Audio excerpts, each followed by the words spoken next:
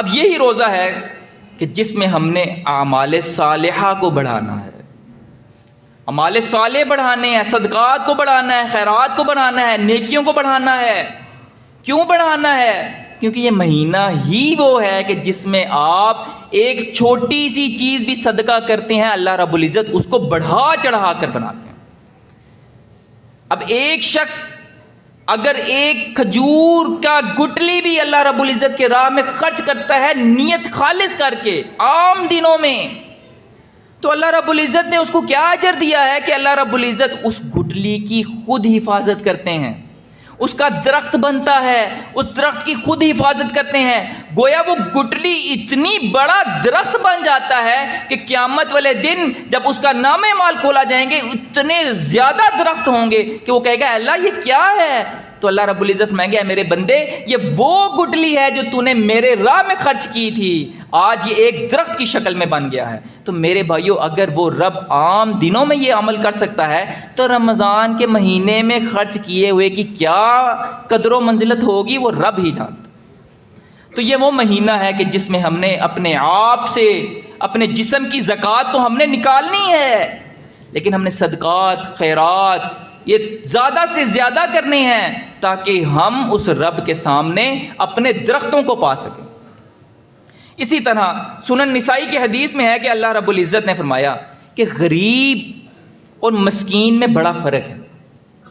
غریب خود مانگ لے گا، غریب خود مانگ لے گا، خود سوال کر لے گا، اور مجبوری کے وقت سوال کرنا کوئی گناہ کی بات نہیں ہے، اس میں کوئی عیب والی بات نہیں ہے اگر ضرورت کے وقت مجبوری کے وقت کوئی سوال کرے۔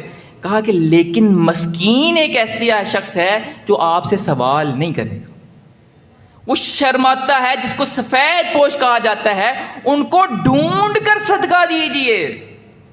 اور مسکین آپ میں سے ہی ہو سکتے ہیں، آپ کے ساتھ بیٹھنے والے ہو سکتے ہیں، آپ کے محلے میں ہو سکتے ہیں، آپ کے ہمسائے ہو سکتے ہیں، رہتے آپ کے ساتھ ہیں لیکن پتہ نہیں لگنے دیتے۔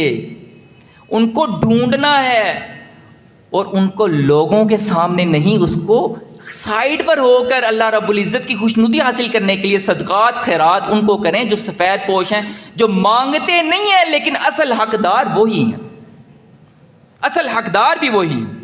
اور اسی طرح بغداد میں ایک واقعہ پیش آیا، جو ایک والد نے اپنے بچے کو کہا، بیٹے کو کہا کہ بیٹا جب تم مدینہ پہنچو، بغداد سے وہ نکلے، جب مدینہ پہنچو تو فلاں کوئی بھی شخص ہو جو غریب ہو، جو اصل حقدار ہو، اس کو 10,000 دینار دینے ہیں، اس کو 10,000 دینار آپ نے صدقہ کرنا ہے، خیرات کرنے۔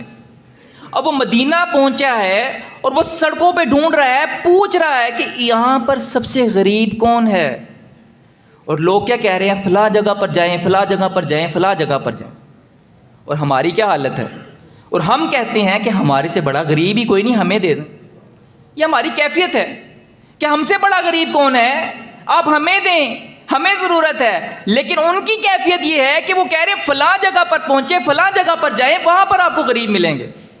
اللہ اکبر! اب ان کی حالت دیکھیے کہ فلاں کے گھر پہنچ گئے، اب وہاں پہنچے ہیں تو کہنے لگے کہ میں نے پوچھا ہے یہاں پر سب سے غریب آپ ہیں تو لہٰذا میں 10,000 دینار صدقہ کرنا چاہتا ہوں۔ اب اس نے کیا الفاظ کہے؟ کہا نہیں، میرا جو پڑوسی ہے مجھ سے بھی زیادہ غریب ہے، میرے سے زیادہ حق اس کا ہے، آپ اس کو جا کر بتائیں، آپ اس سے جا کر یہ صدقہ کیجئے۔ اب انہوں نے اس کے پڑوسی کا دروازہ کھٹکھٹایا، کہا کہ یہاں پر میں نے تمام جگہ پر پھر لیا، آپ سب سے غریب ہیں، لہٰذا یہ میں آپ کے پاس صدقہ کرنا چاہتا ہوں۔ اب وہ کیا کہہ رہے ہیں کہ نہیں، میرا پڑوسی میرے سے زیادہ مستحق ہے، میرا جو پڑوسی ہے وہ زیادہ مستحق ہے، وہ مجھ سے بھی زیادہ غریب ہے، لہٰذا آپ ان کو صدقہ دیں۔ تو کہنے لگے کہ میں ان کی طرف ہو کر آیا ہوں، انہوں نے آپ کی طرف بھیج دیا، آپ ان کی طرف بھیج رہے ہیں مجھے۔ تو کہنے لگے اچھا اس کا مطلب وہ بھی غریب ہیں، میں بھی غریب ہوں، لہٰذا دونوں برابر ہیں۔ آپ ایسا کریں، آپ اگر 10,000 دینار صدقہ کرنا چاہتے ہیں، 5,000 مجھے دے دیں، 5,000 میرے پڑوسی کو دے دیں، تاکہ دونوں کا لیول برابر ہو جائے۔ یہ اسلاف ہے، یہ نیک لوگوں کی باتیں جو صدقہ کرنا چاہتے ہیں۔ اور ڈھونڈ رہے ہیں صدقہ کرنے کے لیے لیکن صدقہ لینے والا نہیں مل رہا. کیا وجہ ہے؟ کیا پیچھے پس منظر کیا وجوہات ہیں کہ لوگ مل ہی نہیں رہے جن کو صدقہ کرنا ہے؟